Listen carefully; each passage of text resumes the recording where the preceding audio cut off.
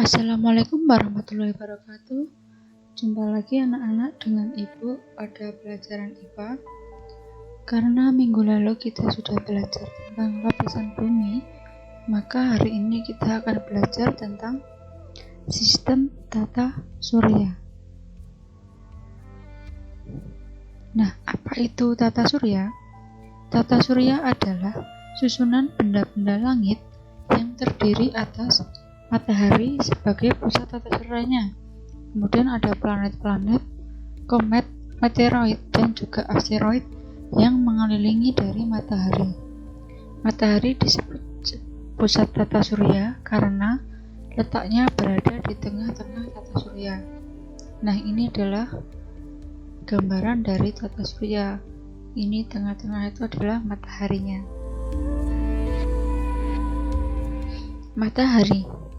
Matahari adalah bintang yang berupa bola gas panas dan bercahaya yang menjadi pusat sistem tata surya. Tanpa energi intens dan panas matahari, tidak akan ada kehidupan di bumi. Matahari memiliki 4 lapisan, yaitu yang pertama ada inti matahari. Memiliki suhu sekitar 1,5 dikali 107 derajat Celcius yang cukup untuk mempertahankan fusi termonuklir yang berfungsi sebagai sumber energi matahari. Energi dari inti akan diradiasikan ke lapisan luar matahari dan kemudian sampai ke ruang angkasa. Selanjutnya ada fotosfer. Memiliki suhu sekitar 6000 Kelvin dengan ketebalan sekitar 300 km.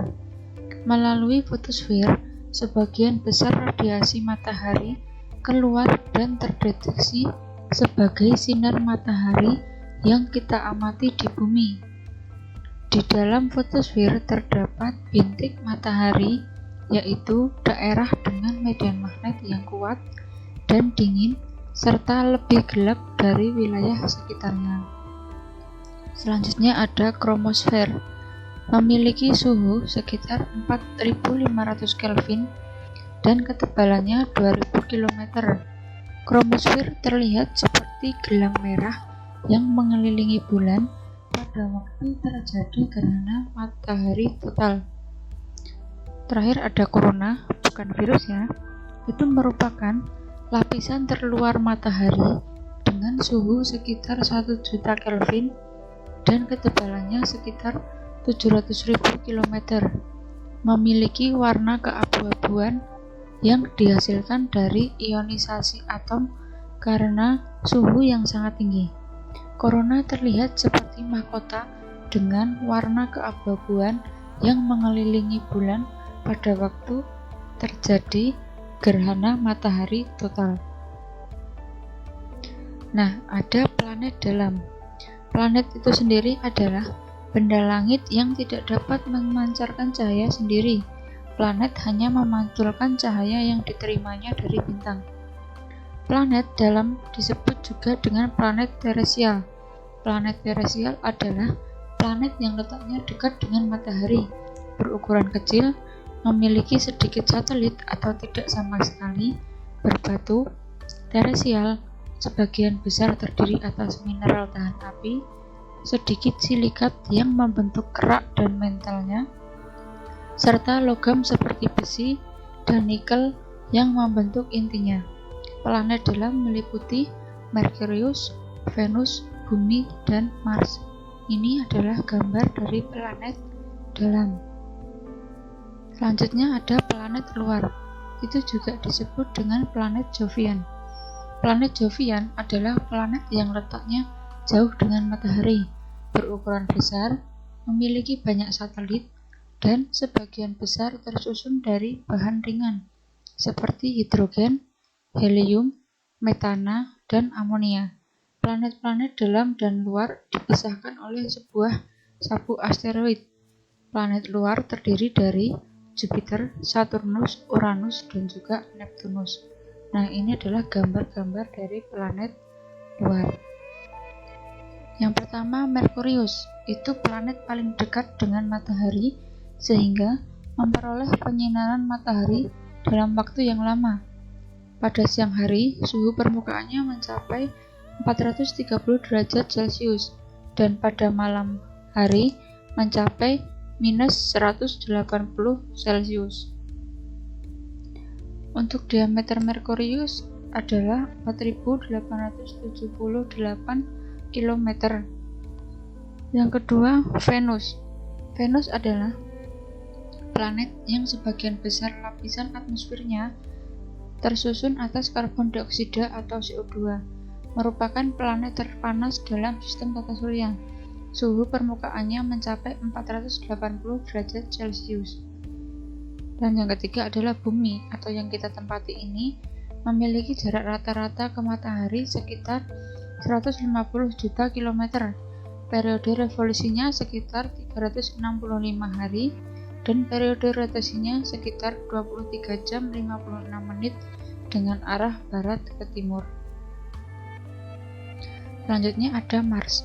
Planet Mars itu berwarna merah karena tanahnya mengandung karat besi. Gas utama dalam atmosfer Mars adalah CO2. Temperatur permukaannya selalu berada di bawah titik beku, yaitu minus 23 derajat Celcius. Selanjutnya ada Jupiter. Ini merupakan planet terbesar yang tersusun atas hidrogen dan helium, serta senyawa metana dan amonia yang lebih banyak. Temperatur permukaannya mencapai dengan minus 150 derajat Celcius. Kemudian ada Saturnus, memiliki temperatur permukaannya minus 180 derajat Celcius. Planet raksasa yang besarnya 9 kali dari Bumi ini memiliki 18 satelit dan lebih dari 1000 cincin yang mengelilingi lingkarannya, yaitu berasal dari satelit yang meledak kemudian berubah menjadi abu. Jadi Saturnus ini dikelilingi oleh cincin. Selanjutnya Uranus. Uranus memiliki poros yang sejajar dengan orbitnya sehingga kutubnya lebih panas dari sisi lainnya. Temperatur permukaannya mencapai minus 210 derajat Celcius. Atmosfernya mengandung hidrogen, helium, dan juga metana. Selanjutnya ada Neptunus. Itu berwarna biru akibat atmosfernya menyerap warna merah sinar matahari dan memantulkan warna biru. Temperatur permukaannya mencapai minus 220 derajat Celcius. Atmosfernya terdiri atas hidrogen, helium, dan juga metan.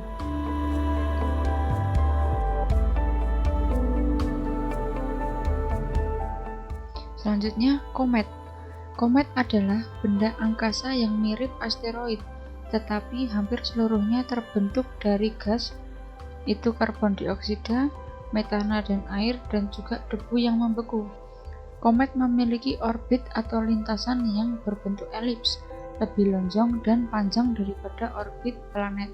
Ini adalah contoh komet. Kemudian ada asteroid. Itu adalah benda langit kecil dan padat yang terdapat dalam sistem tata surya kita. Asteroid adalah contoh dari sejenis planet kecil atau disebut juga planetoida, namun jauh lebih kecil dari sebuah planet. Asteroid berada dalam sebuah sabuk antara Mars dan Jupiter yang disebut dengan sabuk asteroid. Ini adalah contoh dari asteroid. Selanjutnya meteor. Meteor adalah batu-batu angkasa berukuran kecil yang melayang-layang bebas di angkasa dan bergerak cepat. Lintasan meteorit tidak beraturan dan tidak mengorbit kepada matahari. Ini adalah contoh meteor yang sedang bergerak cepat. Selanjutnya ada gaya tarik matahari dan bulan.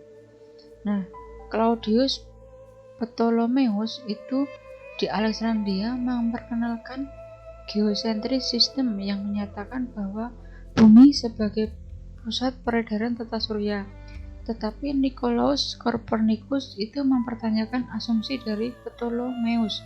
Copernicus yang menyatakan bahwa bumi dan anggota tata surya yang lain beredar mengelilingi matahari dan bumi berputar pada porosnya. Teori atau asumsi Nicolaus Copernicus dituangkan dalam sebuah buku yang berjudul The Revolutionibus Orbium Coelestium atau mengenai revolusi orbit langit. Itu pada tahun 1543. Teori yang beranggapan bahwa matahari sebagai pusat tata surya disebut dengan heliosentris. Helios berasal dari bahasa Yunani yang berarti matahari. Nah, untuk gaya gravitasi, seorang ahli fisika, Sir Isaac Newton, menyelidikinya dan menyimpulkan bahwa besarnya gaya gravitasi berbanding lurus dengan hasil kali kedua massa benda dan berbanding terbalik dengan kuadrat jarak antara pusat massa dua benda tersebut. Gaya gravitasi F dinyatakan dengan persamaan F sama dengan G M1 M2 per R kuadrat, dengan Fg adalah gaya gravitasi, G adalah konstanta gravitasi, M1 adalah massa matahari, M2 adalah massa bulan, dan R kuadrat adalah jarak matahari ke bulan. Dengan M1 dan M2 adalah massa masing-masing benda dinyatakan dalam satuan kilogram, dan R adalah jarak antara pusat massa dua benda dinyatakan dalam satuan meter, dan G adalah konstanta gravitasi dinyatakan dalam satuan Newton meter persegi per kilogram persegi. Terima kasih. Untuk materi hari ini cukup sekian. Ibu akhiri. Wassalamualaikum warahmatullahi wabarakatuh.